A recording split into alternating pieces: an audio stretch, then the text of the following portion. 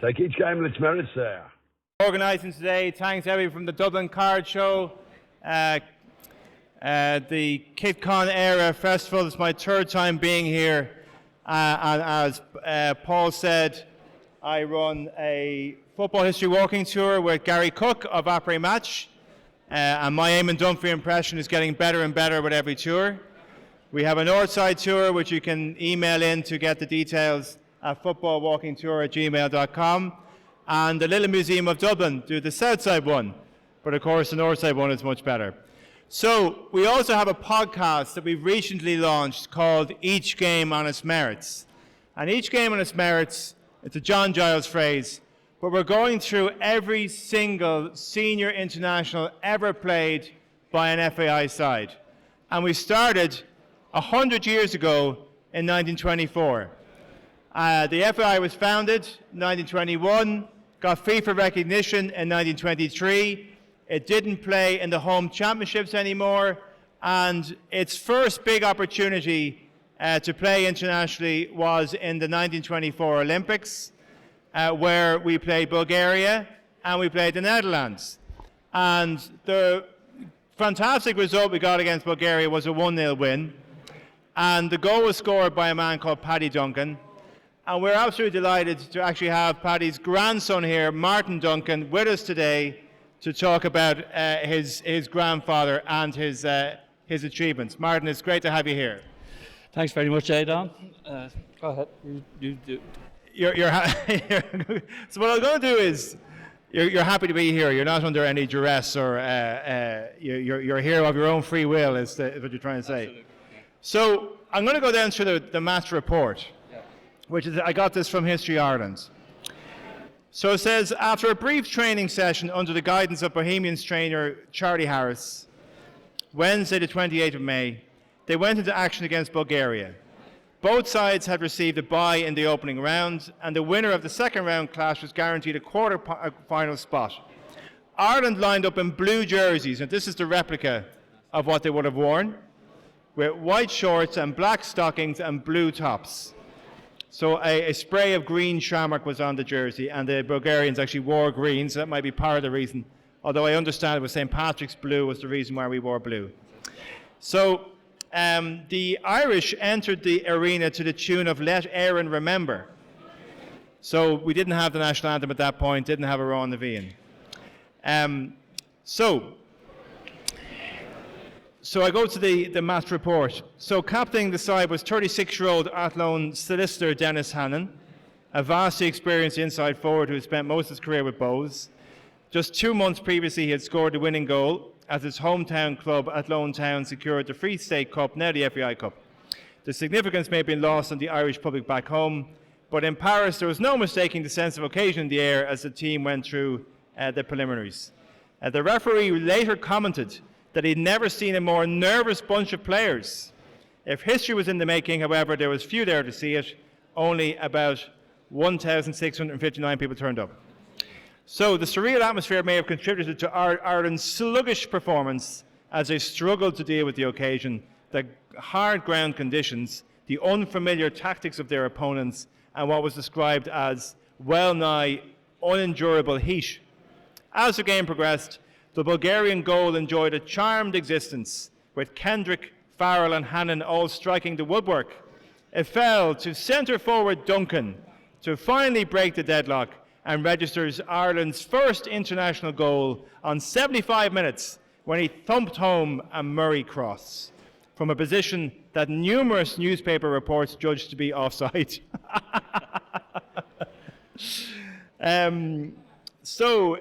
It was remarked that Ireland had failed to capitalise on a series of opportunities.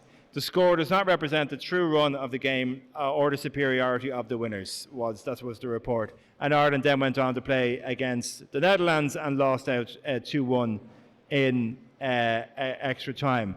So Martin, tell us maybe your memories that your family has of Paddy. And he was, I understand, was known as Paddy Dirty Duncan. Indeed he was, Aidan.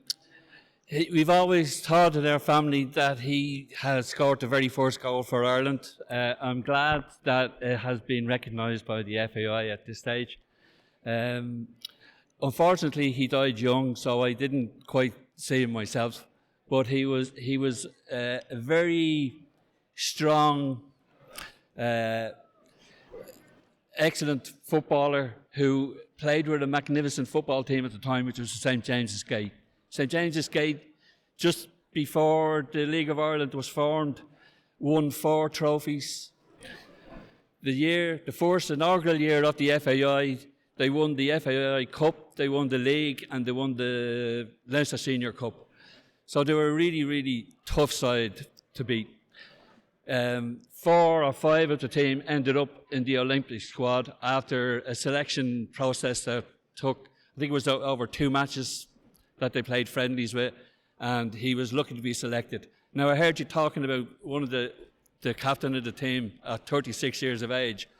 It's funny, I think a lot of them would have been in their late 20s, early 30s on this team, because my own grandfather, I think, must have been 29, 30 years of age minimum. We're not quite sure of the date of his birth because we think he might have lied to get into Guinness at the time. So, so it's football in those days is a totally different animal to what we see today. You didn't get yellow cards or red cards. There were 5 officials doing the line and a referee. You were allowed free kicks in the box. Goalkeepers, you could pass the ball back to no problem, and you could pick up the ball with any part of your body. And they all played in this kind of W formation. So Paddy Duncan would have played either at what they called inside left or at inside right, and sometimes as the striker. But he was used in different positions in the Olympic Games. But he was. They were all very. They used to say at the time that football at the time was a very, very strong man's game. A lot of skill, obviously, but you needed to be very, very tough. Like GBH is the only way you'd probably get a penalty. So they were really, really tough people. So I'm a bit lost at the minute. There's so much stuff going through my brain here. But we're obviously very proud. You're very, very proud. I mean, the significance of this team is that it's just after the Civil War. Football is finding its feet. The Irish Free State is finding its feet. The GA have their ban on all foreign games. So if you played football, you had to pretend that you didn't play, or you played Gaelic, you had to pretend you didn't play soccer. It was locked out of all the schools. It was a strictly amateur side because they went to the Olympics. I understand some of them had to pay their own way to get there. So that was probably part of the reason why they might have been a little bit older. Yes, that's true. I know with Guinness, at the time Dublin was known as the beer and biscuit town. There were 2 big employers, Guinness and Jacob's Biscuits. They were the 2 big ones. There was a lot of unemployment. There was a lot of people trying to join unions. You're glad to know there, Aidan. And there were lightning strikes all over the place.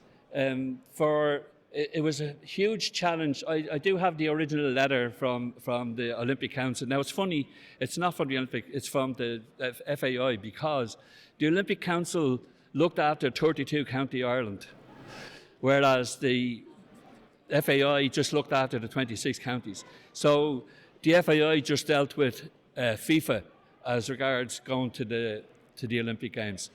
And so what was your original question? I forget. Oh yeah, just how they finance themselves to get there. Most of them, their passage was paid, their accommodation was paid, all that stuff, but they weren't recompensed for any money that they would have lost working or anything like that. So it was tough. They had to get their own passports. There was a lot of things that they had to do themselves, which you wouldn't have to do today, obviously. You know what I mean? So in the lead-up actually to that, the Irish Free State League played a few friendlies to raise funds. And they actually played a game against Glasgow Celtic in February of 1924. Now, the team that lined out isn't the team that went to the Olympics. But it was an Irish League side. But they did play against Celtic. 22,000 people turned up, and that's what part-funded the trip. Some of the players actually who played for Celtic that day, a guy called Patsy Gallagher, whose grandsons, Kevin Gallagher, who played for Blackburn Rovers and Dundee and Scotland. And also there was two McStay brothers, who were the granduncles of Paul McStay and Willie McStay, and they played that day in Dalymount Park as well. But that game, the 1-0 win against Bulgaria, as you say, James's Gate and Jacobs being two of the big clubs, they are two of the, and Bowes obviously as well, and Athlone, but they are, the players, 5 players from James's Gate who actually lined out that day against Bulgaria, from what I can see, or sorry, Athlone, and a number of James's Gate players as well. Were they celebrated when they came home? Was it a big deal just in the family and the club, or was there any wider sort of acclaim of their achievement in representing their country at an Olympics? I honestly, I've been researching, and what I've seen so far is that there was very, very little interest in the Olympic Games, even as they were going on. Now, I haven't got to the part where they came back yet, but from what I can gather, no, it wasn't a big deal. Horse racing and golf were much bigger deals in those days than soccer was. Although they got big attendances at League of Ireland games, and it was very popular with the poorer people in Dublin. And in fairness to my grandfather, his wife was a huge fan of him, obviously, and of the team. So much so that every weekend up in Ivy Ground, she would stand on the sideline, on the halfway line, and if anybody jeered anybody off St James's Gate, most particularly her husband, they got a smack of an umbrella. So she became famous amongst the crowds who travelled to watch the football matches. The Mad Christina, yeah. The Mad Christina, right? Well, that's a tip for all us League of Ireland fans to bring umbrellas to the next game and have a go at maybe the Shamrock Rovers contingent when they're playing against Bowes. So just to maybe explain, he didn't just play in that Bulgaria game, he played in the quarter-final against the Netherlands. This was effectively the World Cup, because in 1924 there was no World Cup. FIFA organised this competition. So this is effectively a World Championship competition, and Ireland gets to the quarter-final, and they're only knocked out after extra time, and Paddy Duncan plays that game as well. Yes. What's interesting is that at the time they would have been given full caps. I think around 1960, FIFA reconfigured their view of what was senior and what was amateur, and they no longer recognised them. But then after that, they actually did allow individual associations to recognise the teams that played in that competition as senior international fixtures. Uruguay, who won the competition, have 4 stars over their crests that they wear today, because they have been recognised as being world champions 4 times, because they won the Olympics in 24, 28, the World Cup in 1930, and the World Cup in 1950. So essentially every other international football association has recognised this team as full internationals, but we haven't come up to the mark yet. So the FAI still today recognises the 1926 team as being the first FAI team. But we feel strongly, and I think you feel strongly, that these players deserved full international honours. They played against Estonia in a friendly, and then the first ever game that the FAI played in Dublin was against the USA in Dalymount Park, and we won 3-1. But those 4 games have kind of been written out of history, Martin. Yeah, they definitely have, and it's a pity, because when you think of the context in which all these guys ended up playing for their country, it was such. We just come out of a terrible civil war, obviously the War of Independence. As I say, huge unemployment. These boys were asked to represent their country. The very first team to actually have the tricolour flying. We didn't sing our On the Veen. That wasn't until 1926 that it became our national anthem. But I forget the name of the song that they sang for the introduction. But yeah, it was a huge thing in Irish football, without a shadow of a doubt, and it was a huge thing for the country at the time. I know that the Irish team were next to the Dutch squad. They invited them before they actually played them in the match. They invited the Irish players to a meal after the match. And whilst they were there, Jules Rimet invited all the teams to a dinner, introduced himself to everybody, most of the teams that were there. And I think the Baron de Coubertin, who was the instigator of the Olympic Games, was there as well.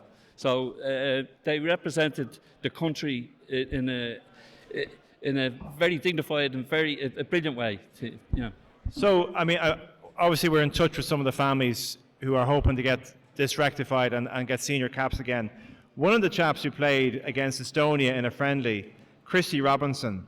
Christy Robinson was actually in charge of the ambush that Kevin Barry got arrested for and executed for in 1920. And he called one of his children Kevin, after Kevin Barry. And his grandson, Kevin Robinson, is still hoping that Christy would be given a senior cap. So what would it mean to your family, Martin, if the FAI were to step in? And I may have some up-to-date information for you from a meeting I had during the week. What would it mean to you, for your family, for that team to be recognised and for a senior cap to be given to your family?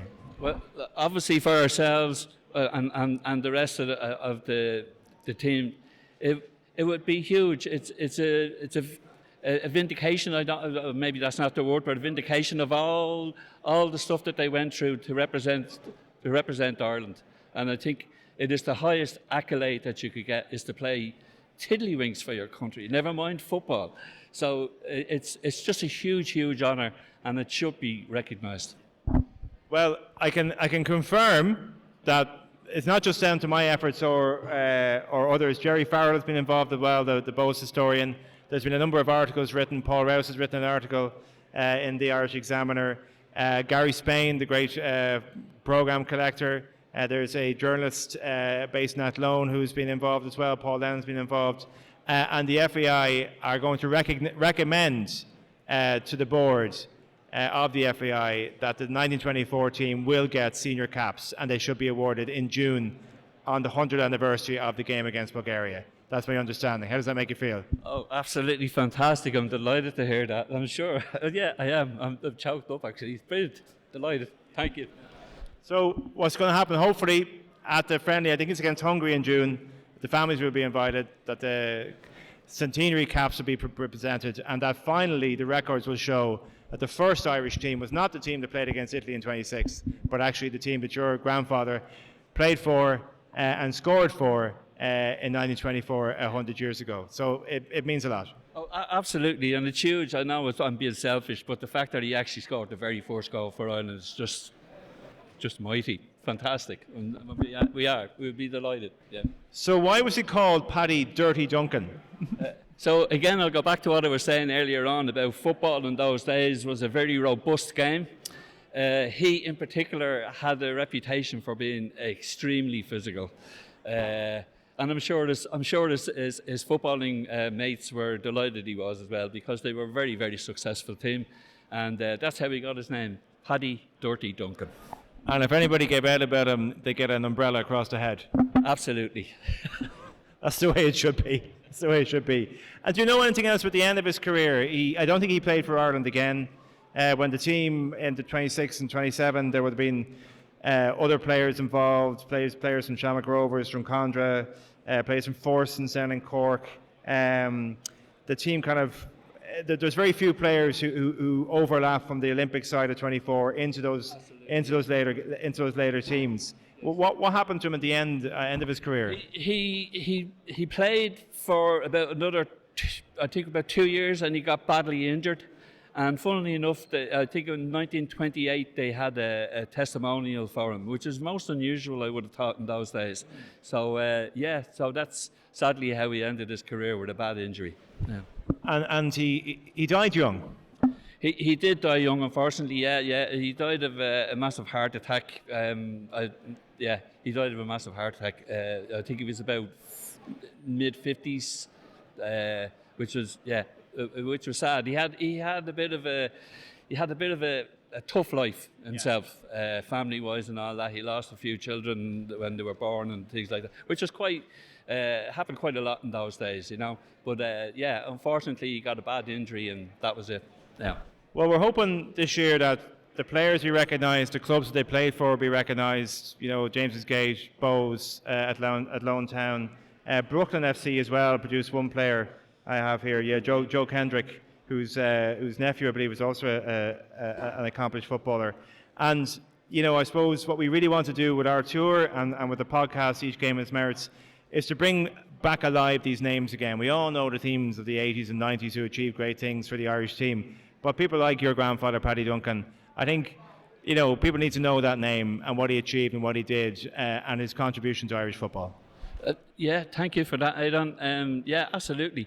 And just, as I say, going back to how popular it might have been in the papers at the time, the Olympic Games weren't. Nobody was really interested. Even Jack B. Yates, who got a silver medal for his painting, the Liffey Swim, I saw a piece of his which is about 2 inches long, and half of that was his picture. Yeah. So there was very, very little really being said about the Olympics in those days. But people should be reminded. It is a huge, huge part of our history, especially footballing history. Of course, what people might know is that there was a rival Olympic Games in the Tailteann Games that took place in Ireland in 1924. Was a real attempt by the new Irish Free State to rival the Olympic Games. And more people competed in the Tailteann Games in Ireland than did in the Olympic Games in Paris. Yeah. But it didn't really last very long as an organisation. And of course, soccer wasn't involved in the Tailteann Games, wasn't necessarily considered to be Irish enough. It wasn't Irish enough. Well, listen, Martin, it's so great to have you here. Really appreciate your contribution, your memories, and also what it means to your family. And hopefully, if it all works out, and if things happen and if the board agree that this team needs to be recognised, that hopefully in June yourself and your family will be there to receive a cap and to recognise the contribution. And also that for St James's Gate as well as a club, to have senior internationals to be ranked alongside others who have played for Ireland will be a significant milestone, a correction of the record 100 years later. Yeah, I would, yeah, and keep up the good work, that's all I'll say. Thanks, Martin. I really appreciate it. Thanks very much. So just everybody to thank Martin Duncan for being here, to thank KitCon Eire, to thank Dublin Card Show, and I hope you enjoyed his contribution and the contribution of that incredible team in 1924, straight after a civil war, going off to play for Ireland under the tricolour, getting to a quarter-final of effectively what was a World Cup. I think it's time to recognise them again. So that's the end of this special podcast. We'll see you next week when we get back to the next game in our series on Each Game on Its Merits.